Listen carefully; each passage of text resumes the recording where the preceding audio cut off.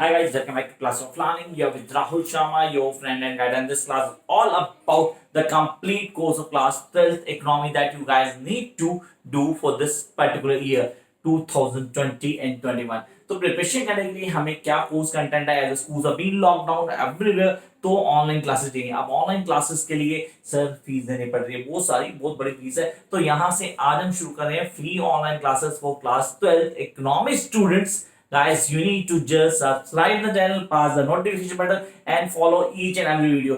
And I promise we're going to clear the entire course from the beginning till the last. Along with, we're going to conduct the test series too.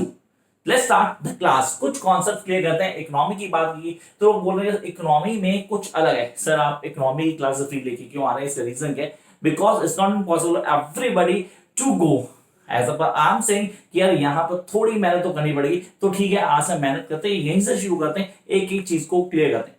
तो economy के लिए हर concept को clear करते हैं। As we know the course is in 2 parts. तो 2 parts में बटा हुआ है जिसके हम बोलते हैं micro economy and Indian economy. इन दोनों इकोनॉमी को पूरा जानना है तो as per the first class हम पूरे कोर्स को समझेंगे। पहले पूरे कोर्स को समझने के बाद हम उसके पार्ट्स करेंगे। Then we will going to catch up each and every chapter one by one. Let's start the course of class 12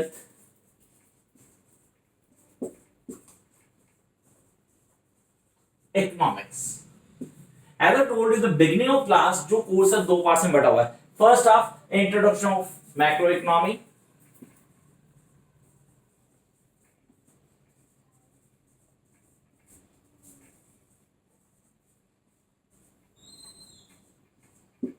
the introduction of macro economy. तो पहला पार्ट तो हमारा हो गया फर्स्ट, जिसको हम बोलते हैं introduction of macro economy. Second, Indian economic development.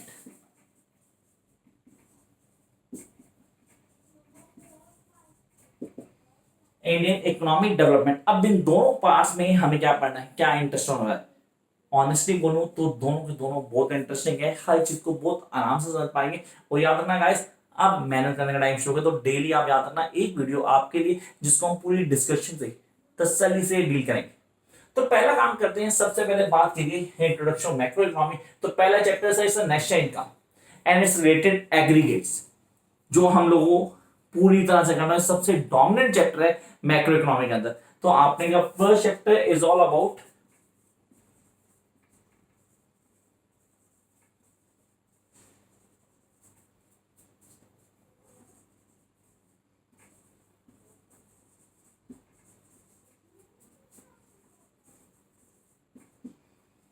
National income and related aggregates. Sir related aggregates में क्या क्या आता है, कौन से फैक्टर्स हैं जो हमें पता होना चाहिए नेशनल इनकम के?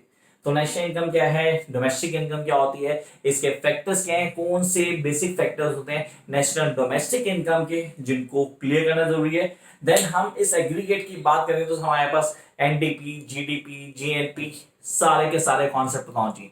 हमें 3 फंडास बेसिकली जिसको हम बोलते हैं composition employ, operating surplus, mixed income employ, ये अच्छे से बताऊं जी। Then we guys need to know one more thing, sir deferred payments क्या होती है? एक तरफा पेमेंट को हम डेफर्ड पेमेंट्स कहते हैं। अब यहाँ पे सर ये वन ट्रांजैक्शन पेमेंट होता है, यूनिलेटरल ट्रांजैक्शन होती है, बड़ी सारी चीजें जिनको हमें क्लियर करना है। वन बाय वन हम सारी की सारी बात करेंगे। तो ये सिर्फ एक इंट्रो है, क्लास हम लेंगे सारे चैप्टर्स की वन बाय वन। तो आज की क्लास में तो हम पूरे कोर्स को जानेंगे, कोर्स क्या है, पढ़ने का तरीका क्या होना है, कौन कौन सी चीजें हमें ऑन टिक होनी चाहिए। So guys, first chapter of our national income and related aggregates. Now come to the second chapter, that is money and banking. I repeat.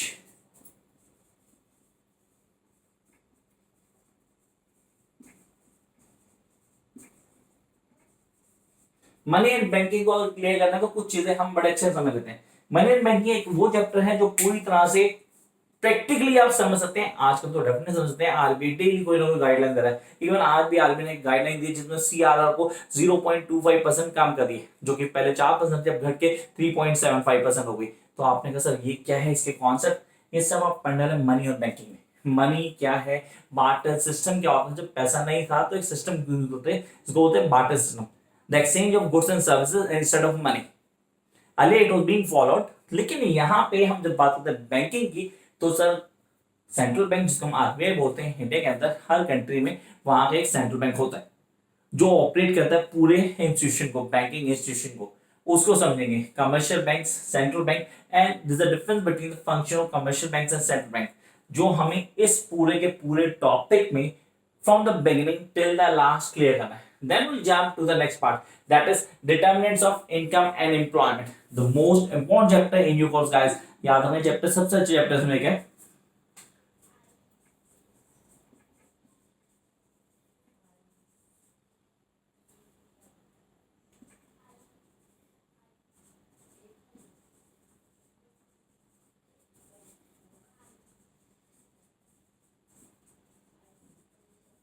This is the determination of income and employment. आपने कहा determination of income and employment, इसमें हमें क्या क्या पढ़ना है. आप पढ़ेंगे aggregate demand, aggregate supply, what is APC, APS, average propensity to consume, average propensity to save, MPC, MPS, marginal propensity to save, marginal propensity to consume. Then we are going to deal with inflation and deflation.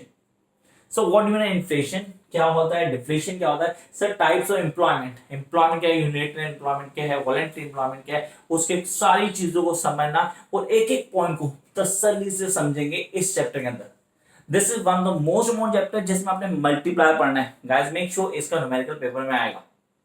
तो आपने कहा जब numerical की बात करती है दो chapters important है न्यूमेरिकल पॉइंट ऑफ व्यू से. First the national income and the second determinants of income and employment. Then we come to the next chapter, that is government budget. अब आपने गवर्नमेंट बजट को clear करना है, हम उसके सारे कॉन्सेप्ट क्लियर चाहिए.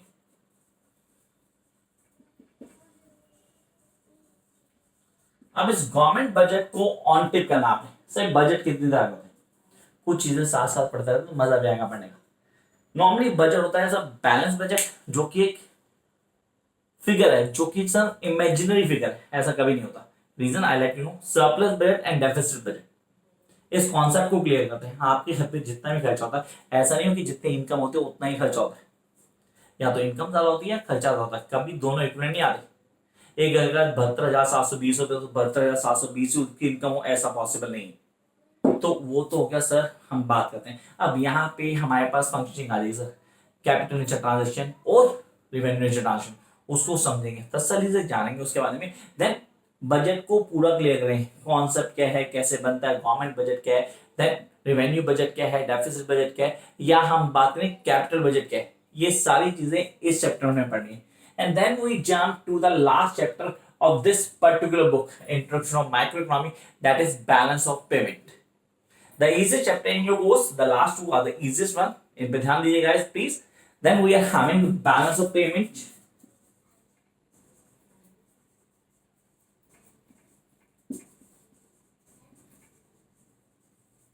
Balance of payment, make sure ये है हमारा कोर्स जो हमने करना है for the macro economy.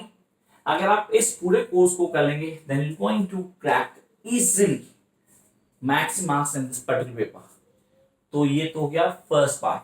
Come up to the second part, that is Indian economic development. And the start of this Indian economic development comes out with the development experience of India from 1947 to 1990.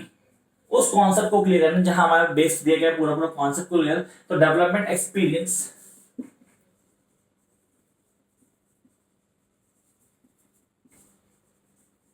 ये आ गया 1947 to 1990 first of. And economic reforms,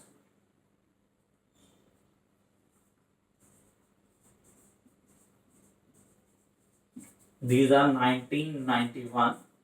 ये आपको on tip कर लेना है. तो यहां आ गया हमारे पास sir first part, that is the economic experience 1947 to 1990 and economic reforms that is 1991. LPG, you must have heard about this. पढ़ा भी होगा आपने क्लास 10 सोशल इकोनॉमिक्स में, जहां हमने पढ़ा था एलपीजी, लिबरेशन, प्राइवेटाइजेशन, ग्लोबलाइजेशन, उसका इंपैक्ट क्या था, क्या चेंजेस आ रहे, किन बेसिक्स को समझना था. तो फर्स्ट आर्ट आ गया हमारे पास ये. दूसरे पे हम आते हैं, दैट इज रियली इंपॉर्टेंट, उस कॉन्सेप्ट को समझना जरूरी है. That is the current challenges. I repeat, the current challenges facing Indian economy.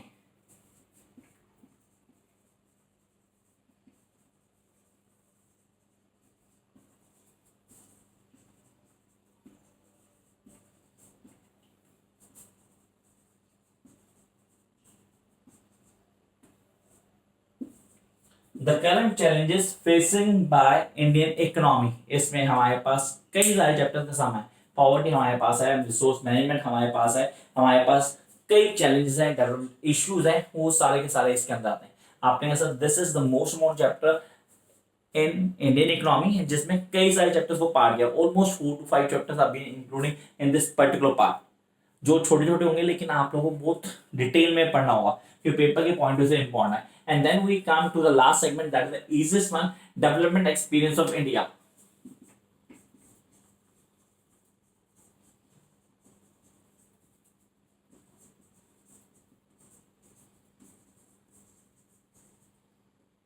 Development experience of India, इसको क्लियर करने के लिए हमें जानना होगा सर, यहाँ कंपेयर करेंगे नेबरिंग कंट्रीज से। डेवलपमेंट एक्सपीरियंस को डील करने के लिए हमें नेबरिंग कंट्रीज को डील करना होगा, such as Pakistan, China, most probably इनसे कंपेयर किया जाएगा। अब इंडिया में क्या चेंजेस है, वहां से कंपेरेटिवली कितना हम आगे बढ़े, हमारे इकोनॉमिक चेंजेस है उसको क्लियर करेंगे, क्या फ्लो बैक से जिनको डील करना है। तो ये तो था एंटायर कोर्स जो हमने करना है। दिस द फर्स्ट क्लास जिसको हमने कहा online economy for this year. आप कोर्स के हिसाब से पूरी तैयारी करेंगे तो गाइस आप फॉलो कर सकते हैं मुझे on Insta by the name of classy Rahul. और किस तरह की कोई प्रॉब्लम आती है, आगे नोट चाहिए तो आप यहाँ कॉन्टेक्ट कर सकते हैं। क्लासेस यहाँ मिलेंगी आपको, online class free of course. आप डेफिनेटली जल्दी जल्दी रजिस्ट्रेशन करवाएं अपना, पूरी क्लास आपको मिलने वाली है। तो ये था फर्स्ट पार्ट। आगे पार्ट के लिए चैनल को सब्सक्राइब करें, like the video, share with other those who really need. Catch you very soon with the first part. और हाँ प्लीज कमेंट बॉक्स में कहिएगा कि कहाँ से शुरू करना है, यहाँ से जितने ज्यादा कमेंट होंगे वहां से शुरू किया जाएगा economic course. Next class tomorrow, make sure आप लोग कमेंट करना ना भूलें। Bye guys.